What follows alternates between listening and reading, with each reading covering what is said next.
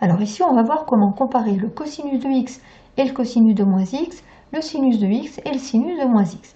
Donc j'ai placé un point M sur le cercle trigonométrique, j'ai appelé x la longueur de l'arc de cercle qu'il a parcouru, et donc ce qui correspond, puisque je suis sur un cercle trigonométrique, à un angle de mesure x radians. Maintenant, on va placer un point M' qui va tourner, lui, dans le sens opposé au sens de la flèche pour réaliser moins x. Donc ça va donner ce schéma-là. Mon point M' a parcouru un arc de cercle de longueur x, mais en sens inverse, donc moins x. Et donc l'angle correspondant, moins x en radians. Ce qu'on peut observer, c'est que les points M et M' ont la même abscisse. Je vais le voir en traçant la droite en pointillé. Donc ça veut dire que l'abscisse de M' est égale à l'abscisse de M, mais vous vous rappelez que l'abscisse d'un point sur le cercle trigonométrique correspond au cosinus de l'angle.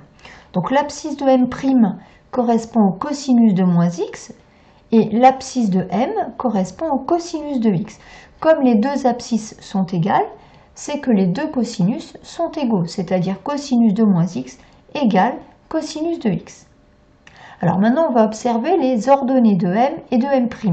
Donc je vais tracer les droites qui correspondent. Donc on observe que l'ordonnée de M et l'ordonnée de M' sont opposées.